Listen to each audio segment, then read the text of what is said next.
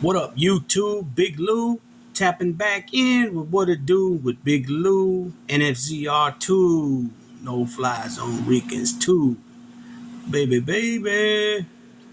So, if this is the first time you're coming to this channel, it'd be highly appreciated if you sub, like, and share the video with your family, folks, friends, gente, comrades, camaradas, buddies, pals, sports dudes, anybody that enjoys talking sports, sports talk, and I do other genre topics on here. Also, go to the original channel, which I'm a part of a 3-man squad, along with Nelson and Carlos at the No Fly Zone Weekends. Wide variety of topics with a little East Coast, West Coast perspectives, and we do some interviews. And go and sub, like, and share there as well. And feel free to comment.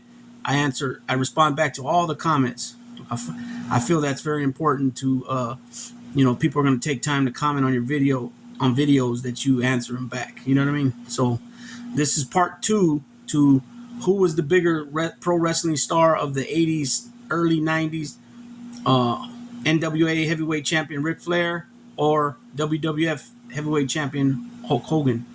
So when I left off the last video, part 1, I was talking about Hulk Hogan made his debut in '77 in CWF, which was Continental Wrestling Federation in Memphis for Jerry Jarrett. That is Jeff Jarrett's dad. Okay.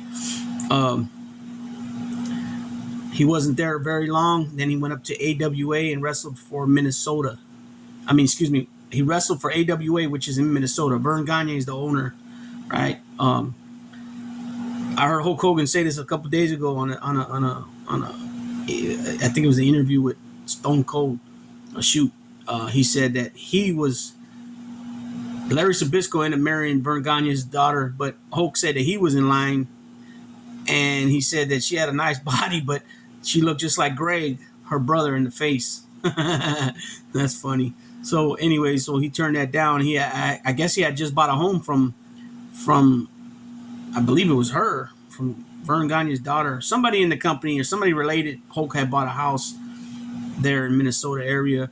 He was starting to get a push over there in AWA. The champ at the time was Nick Bockwinkel, who was another legend in the sport. He was around the same time Harley Race was holding the title, and then it went to Ric Flair. Nick Bockwinkel also was a champion for a long time. And then he came to WWF as I guess the color commentator. He was one of the guys on the side with Lord Alfred. And then Hulk was wrestling for WWF before that, Vince Sr. And then when he made that movie Rocky, when he was in the Rocky 3 movie as Thunder Lips, Vince Sr. got upset with him and fired him for being in the movie. I guess he was told not to be in the movie. That was a rule back then. So he was in the movie. He got fired. Then he was up in AWA wrestling for Vern Gagne, and I forgot who the guy's name was, but he gave him the number. He said, "Here, call Vince." Hulk Hogan says, "I'm not calling Vince. He fired me." And he goes, "No, Vince Jr." So he called Vince Jr. Had a meeting with him. Then he went up to so-called New York, which is WWF, and Iron Sheik had took the title from Bob Backlund, and then Hulk Hogan ended up beating Iron Sheik for the title, and that started wrestling craze. Hulk Hogan was the biggest thing. He had the red and yellow, like I said, Hulkamania. Eat your vitamins, say your prayers, train. You know what I mean? I'm a real American. All this and all that. Remember, he'd get punched and he would always make the comeback. The guy he was wrestling would always sell for him. He was huge, and then just his stature, he was a big dude, right? 6'7". Now Hulk Hogan's about 6'3", 6'2", 6'3", from all the back surgeries and his spine's all messed up from all the leg drops and body slams and everything else. It took a toll on Hulk Hogan. Plus, I'm pretty sure this using steroids didn't help at all either. I don't know how much he was taking them. But like superstar Billy Graham, he's in bad shape now, right? Lex Luger is even worse. Lex Luger is way younger than superstar Billy Graham. He's in a wheelchair, and when he goes to the signings, Lex Luger can't even. He has to sign holding both hands when he signs. Yeah, it's a sad story right there with some of these guys. What happens, and so many of them that's died, right? So Hulk Hogan had runs. He had the Iron Sheik run. These are the guys. Now I'm going to speak on the guys that Hulk Hogan had feuds with. First with the WWF or WWE with Nick Bockwinkel. Then he had issues, rivalries with Roddy Piper, with Terry Funk, with Cowboy Bob Orton, with King Kong Bundy, with Big John Studd, Andre the Giant eventually, One Man Gang. I think he even had a feud with Big Boss Man for a minute before Boss Man turned babyface. Sid Vicious. He had rivalries with Zeus, with there's more guys too. One Man Gang, King Kong Bundy, Andre Giant, Big John Studd, Cowboy Bob Orton, Roddy Piper. Oh, Mr. Wonderful. They used to be tag team partners. Then they split up. Macho Man, Randy Savage, Sid Vicious. Actually, he was going by Sid Justice by that time. Ultimate Warrior. Ric Flair, right? When Ric Flair came over in 1991 when he brought the NWA belt with them. They've wrestled. Ric Flair and Hulk Hogan's wrestled 76 times. Okay, they were supposed to wrestle in October 25th of 91. They were supposed to wrestle in Oakland, right? What happened was October 23rd, 1991, Roddy Piper was supposed to wrestle. Now, the only thing I'm not clear on was Roddy Piper supposed to wrestle Ric Flair or was Roddy Piper supposed to wrestle Hulk Hogan? I'm not sure. But Roddy Piper didn't show up. So they ended up putting Hulk and Flair against each other 2 days prior than what they were advertising for. And it was a house show. So when it's a house show, that means it's not on TV. They'll tape it, but it's not on TV. But there's a lot of house shows back in the day that is not taped that you can't find. So, anyways, Ric Flair won that match on a it was a count out. I think it was a count out. Ric Flair won that, but they've wrestled 76 times, and Hulk Hogan is 62 wins, and Flair's won 14. You know what I mean? So originally, when Ric Flair came in, first the belt showed up in WWF. The NWA belt. Ric Flair's story is back then when you were the champion, you had to put $20,000 down for the belt, like a deposit. And so when he left the company, they wouldn't give him his money for the belt back. So he took the belt and he shipped it to New York, WWF first, and then he shows up like a month later, 3 weeks later or something. And so I remember this too. I was still watching at that time. I would have thought that it was going to be a big buildup for, champion versus champion, but it didn't work. It didn't. They didn't do that. It ended up being he never wrestled. Hulk Hogan and him and Flair never wrestled in WrestleMania. It ended up being that year he won. It was Macho against. I think it was Macho against Flair, but Ric Flair did win.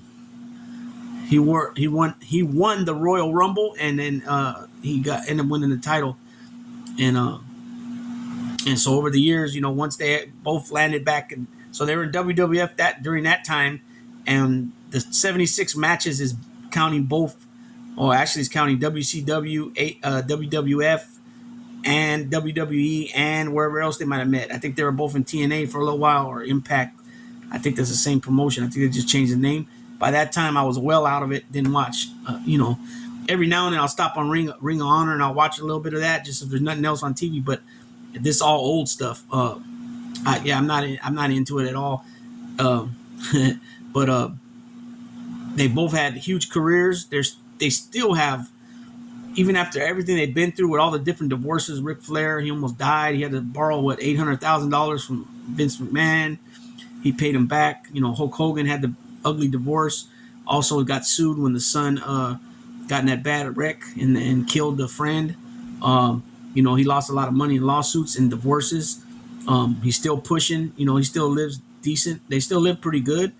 Well, I mean, their houses are way from the areas they live in. They both live in Florida. I know Ric Flair lives in Tampa, and I know Hulk used to live in Tampa, but I know he's still in that Florida area. They're expensive areas. Real estate's expensive. But the fact that they do all these different signing shows and guest appearances on this and that. Ric Flair also has the drip, the drip, which is it's a strain, a weed. He also has the woo wings, because he used to go woo. He has the woo wings, and he's got a lot of stuff going. Ric Flair, Hulk Hogan. I'm not really sure as far as I know. Hulkamania is still alive. The merchandise they still push. Him just being him. But Rick, even later on, both these guys were able to wrestle some of the newer characters. Randy Orton and Brock Lesnar, and, Undertaker.